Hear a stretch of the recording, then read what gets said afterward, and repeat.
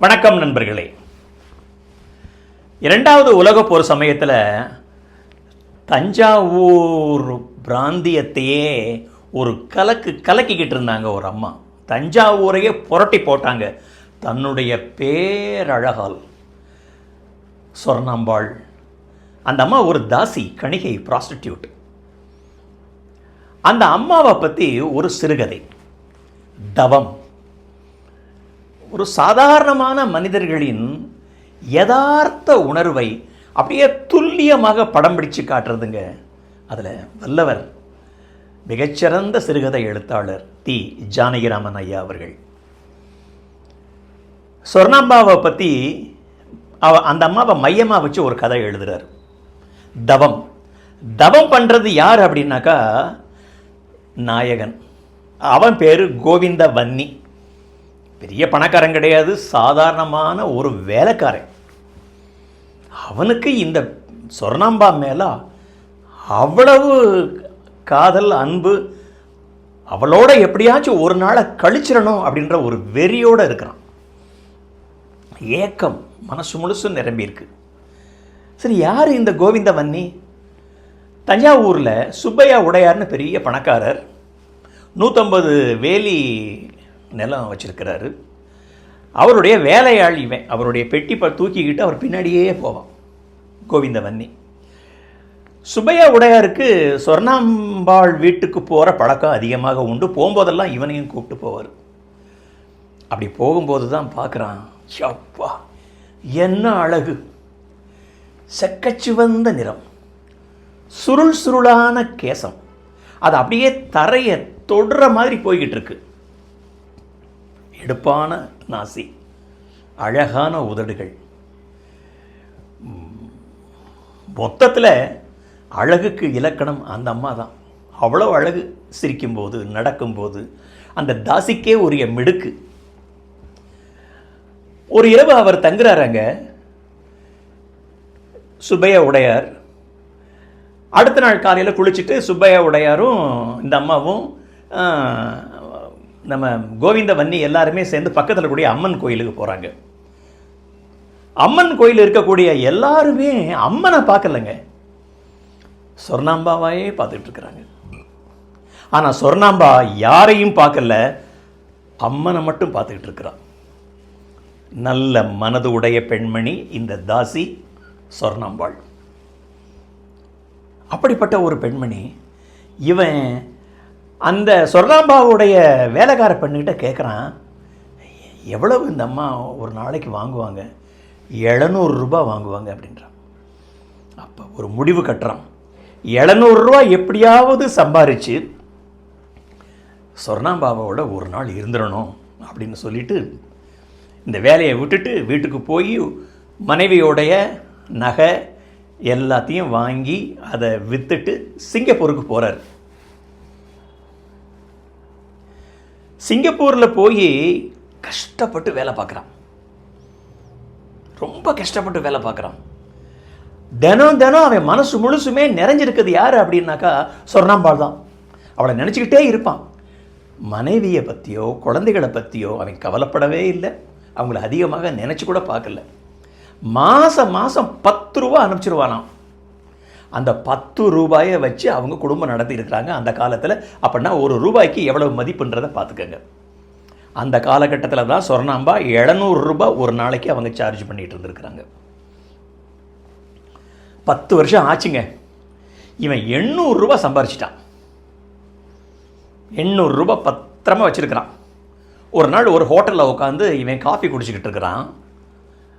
சிங்கப்பூரில் அது ஒரு தமிழர் நடத்தக்கூடிய ஒரு ஹோட்டல். பக்கத்து டேபிளில் 2 தமிழர்கள் பேசிக்கிட்டு இருக்கிறாங்க.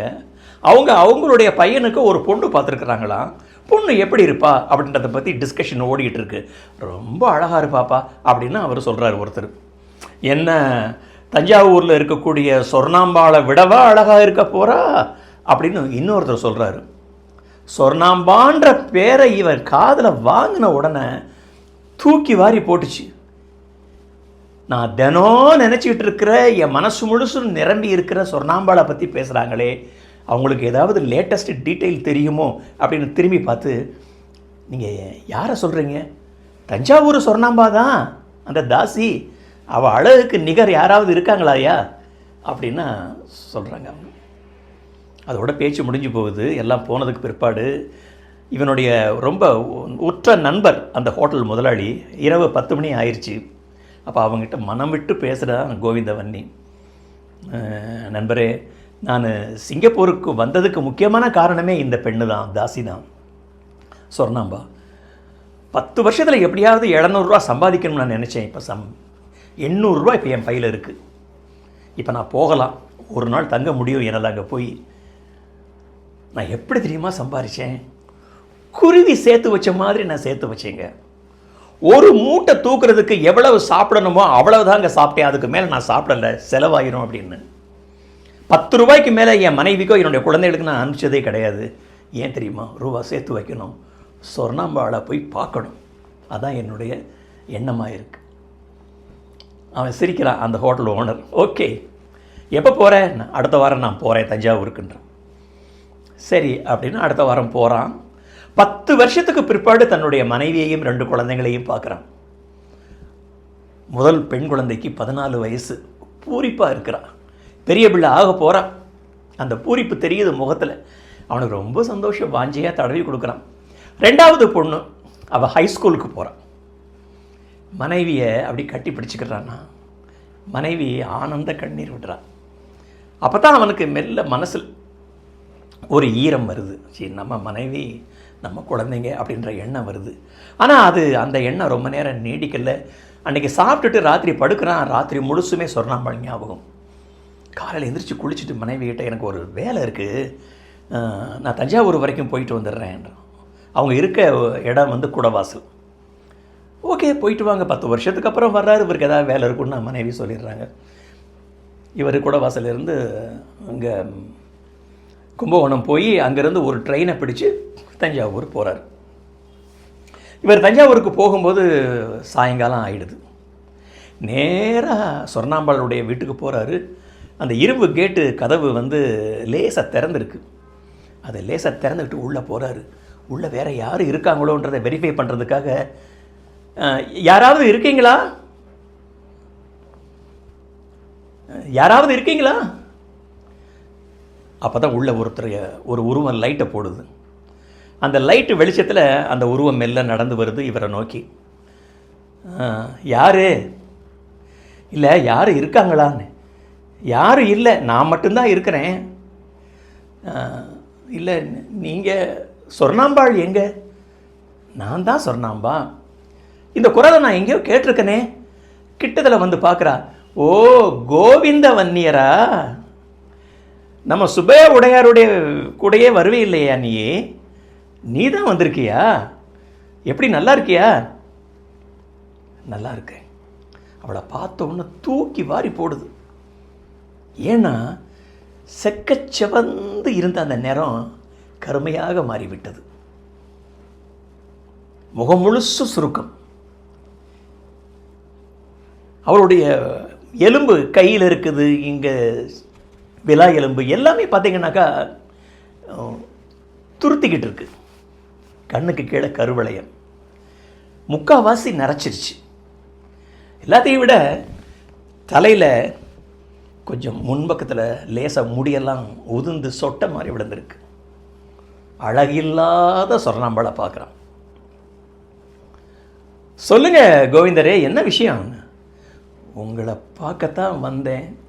உங்களோடு இருக்கணும் அப்படின்றதுக்காக நான் 10 வருஷம் சிங்கப்பூரில் தவம் இருந்தேன் அப்படின்னு சொல்லிட்டு இவன் பாக்கெட்டில் இருந்த கவரில் இருந்து 8 100 ரூபா நோட்டை எடுத்து முன்னாடி வைக்கிறான்.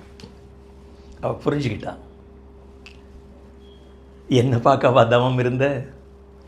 பைத்தியமாயா பிடிச்சிருக்கு? இந்த பாழா போன உடம்புக்கா நீ தவம் இருந்த? ஏயா, இந்த உடம்பு, அழகு, இளமை இதெல்லாம் நிற்காதியா. இது எல்லாமே நிரந்தரம் இல்லை, சாஸ்வதம் இல்லை. இது உனக்கு தெரியாதா? இதுக்கு போய் நீ இவ்வளவு பெரிய தவம் பண்ணியிருக்கியா 10 வருஷம். உன் மேலே அன்பாக இருக்கக்கூடிய உன்னுடைய மனைவியை மறந்துட்ட, உன்னுடைய 2 பெண் குழந்தைய மறந்துட்ட. இந்த தாசியை போய் நினச்சிருக்கிறியா நீ? அப்படின்னு அவள் லேசாக கண்ணு கலங்குறாவ. இல்லை, நீ ரொம்ப வயசான மாதிரி இருக்கே உன்னுடைய தோற்றம்.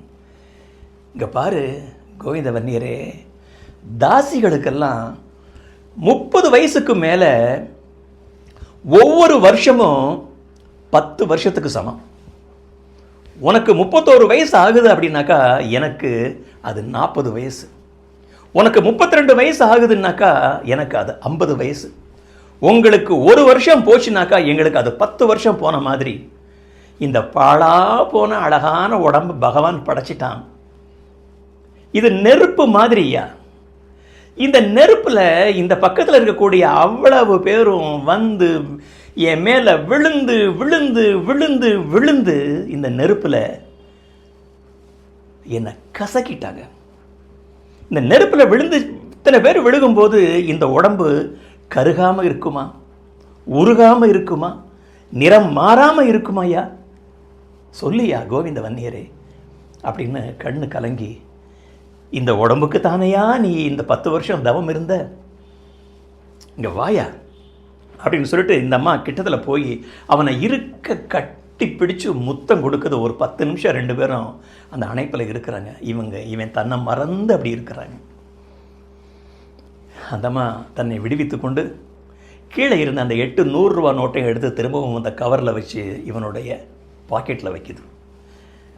கோவிந்த வன்னியரே, இன்னைக்கு தான் இத்தனை வருஷத்தில் எனக்கு இப்போ 40 வயசு ஆகுது. கிட்டத்தட்ட என்னை பார்த்தா 80 வயசு கிழவி மாதிரி தெரியும் எல்லாருக்கும். இத்தனை வருஷத்தில் எத்தனையோ பேர் என்னை கட்டி அணைச்சிருக்கிறாங்க. ஆனால் இன்னைக்கு எனக்கு கிடைச்ச ஆனந்தம் மாதிரி உண்மையான ஆனந்தம் நான் இதுவரைக்கும் அனுபவிச்சது இல்லையா. உண்மையான ஆனந்தத்தை உன்னை கட்டி பிடிக்கும் போதும் முத்தம் கொடுக்கும்போதும் தான் நான் அனுபவித்தேன் அப்படின்னு சொல்லி அந்த அம்மா கண்ணீர் சிந்துறாங்க. திரும்ப போய், ஓ மனைவி குழந்தைங்களோட நீ இரு, சரி வந்துட்ட, இன்றைக்கி ஒரு நாள் இங்கே இரவு இருந்துரு, நாளைக்கு காலையில் ட்ரெயின் இருக்குது உனக்கு கும்பகோணத்துக்கு. ஆனால் பழிச்சு நம்ம சொல்லலாம், இல்லை இப்போ போட் மெயில் இருக்குது, ஒரு 2 மணி நேரத்தில் நான் அதில் போயிடுறேன், எனக்கு கொஞ்சம் வேலை இருக்குது அப்படின்னு சொல்லிவிட்டு சோபாவில் உட்கார்றான். அவள் ஒரு டம்ளர் பால் கொடுக்குறா, பாலை குடிச்சிட்டு போயிட்டு வரேன்னு சொல்லிட்டு போகிறான். தெரு முக்கில் ஒரு வெத்தலைப்பாக்கு கடை இருக்குது. அந்த தஞ்சாவூருக்கே உரிய சீவல் வெத்தலை அந்த நறுமணம் மிகுந்த சுண்ணாம்பு எல்லாத்தையும் போட்டுட்டு அப்படியே உட்காந்து யோசிக்கிறான். இத்தோட ஜானகிராமன் ஐயா வந்து கதையை நிப்பாட்டிடுறாங்க. கோவிந்த வன்னியரின் மனநிலை எப்படி இருந்திருக்கும் அப்படின்றத நம்மளது யூகத்துக்கு விட்டுடுறாங்க. நிச்சயமாக அவன் மனசு முழுசும் ஒரு துரோக உணர்ச்சி, என்னுடைய மனைவிக்கும் குழந்தைகளுக்கும் நான் துரோகம் பண்ணிட்டேனே, தவறு இழைத்து விட்டேனே அப்படின்ற குற்ற உணர்வு அவன் மனசு முழுசும் நிரம்பி இருந்திருக்க வேண்டும். யாரோ அவன் தலையில் அடித்து அவன் கண்ணை திறந்து விட்ட மாதிரி 10 வருஷம் அழியக்கூடிய இந்த இளமைக்கும் இந்த உடலுக்கும் இந்த சிற்றின்பத்திற்காகவும் நாம் தவம் இருந்திருக்கிறேன். எவ்வளவு பெரிய முட்டாள்! ஒரு கணம் என் மேலே உண்மையான அன்பு வச்சிருக்கக்கூடிய மனைவியையும் குழந்தைகளையும் மறந்துட்டேனே. அவள் என் மேலே எவ்வளவு பிரியம் வச்சிருந்தா. என்னை பார்த்த உடனே ஆனந்த கண்ணீர் விட்டு என்னை கட்டி அணைச்சிக்கிட்டாளே. மனைவி எப்படி இருந்தா என்னங்க, லட்சணமாக இருந்தா என்ன, அவலட்சணமாக இருந்தா என்ன, கருப்பாக இருந்தா என்ன, சிவப்பாக இருந்தா என்ன, உயரமாக இருந்தா என்ன, குட்டையாக இருந்தா என்ன, அவள் அன்பு தானங்க முக்கியம். அந்த அன்பு இருந்தால் அதுக்கு ஈடு இணை எது இருக்கிறது அப்படின்ற எண்ணம் வருது அவனுக்கு. ஆனால் அதே சமயத்தில் இந்த கணிகை அவனுக்கு நல்ல பாடங்களையும் கற்றுக் கொடுத்துட்டான். அவன் நினச்சிருந்தா அந்த 8 100 ரூபாய் நோட்டை எடுத்து அவள் வச்சிருக்கலாம். ஆனால் அவள் கொடுக்க நினைக்கல. இவன் முட்டாள்தனமாக தவம் பண்ணியிருக்கிறான், கஷ்டப்பட்டுருக்கிறான். அந்த கஷ்டப்பட்ட பணம் அவனுக்கு தான் போய் சேரணும் அப்படின்னு இந்த 8 100 ரூபாய் நோட்டை எடுத்து திரும்ப அவன் கையில் கொடுத்தா ஒரு பெருந்தன்மை, அந்த கணிகையின் தாசியினுடைய பெருந்தன்மையை பாருங்கள் நண்பர்களே. நமக்கு பாடம் சொல்லி கொடுக்குறா. இளமை நில்லாது, அழகு நில்லாது, இது எல்லாம் பெர்மனண்ட் இல்லை அப்படின்ற பாடத்தை நமக்கு எல்லாருக்குமே சொல்லி கொடுக்கறது யாருன்னாக்கா அழகாக இருந்த தாசி சொர்ணாம்பாள். இவனுக்கு கண்களை யாரோ திறந்து விட்ட மாதிரி இருந்தது. வேகமாக போய் தன்னுடைய மனைவி குழந்தைகளோடு இனிமையான வாழ்க்கையை நடத்த ஆரம்பிக்கிறாங்க. ஆக எது நிலையானது எது நிலையற்றது அப்படின்றத ஒரு அழகான ஒரு சிறுகதை மூலமாக ஜானகிராமன் ஐயா அவங்க நமக்கு சொல்கிறாங்க. இதையெல்லாம் படிக்கும்போது நம்ம மனசே ஒரு பண்பாடு அடையுதுங்க. எனக்கு இந்த கதையை படித்த உடனே ஏதோ ஒரு மிகப்பெரிய ஒரு ஆன்மீக சொற்பொழிவை கேட்டு முடித்த உணர்வு தான் எனக்கு ஏற்பட்டது. ஏதோ என்னுடைய உணர்வுகளுக்கெல்லாம் ஒரு ஒரு ஒரு ஒரு வழிவிட்ட மாதிரி ஒரு அப்பாடா, ரொம்ப நாளைக்கு அப்புறம் ஒரு நல்ல கதையை படித்தோம். ஒரு நல்ல கேரக்டர், சொர்ணாம்பா அப்படின்ற ஒரு கேரக்டர், திருந்திய அந்த கோவிந்த வன்னி அப்படின்ற ஒரு கேரக்டர், அன்பான மனைவி, அன்பான குழந்தைங்க தான் முக்கியம் நமக்கு வாழ்க்கையில். இந்த நிரந்தரமில்லாத அழகு, அதுக்கு நம்ம ஏமாந்துடக்கூடாது, அது செல்ஃப் டிசப்ஷன், நம்மளை நாமளே ஏமாற்றிக்கிறது. இப்படிப்பட்ட உயர்ந்த கருத்துக்களை இந்த சின்ன கதையின் மூலமாக, சிறுகதையின் மூலமாக தி ஜானகிராமன் ஐயா அவங்க நமக்கு சொல்கிறாங்க. அவர்களது பாதங்களை நான் பணிகிறேன். இந்த மாதிரி கதைகள்லாம் நம்ம எல்லாருமே வாசிக்கணுங்க. நம்ம மனசு பண்படும். வணக்கம்.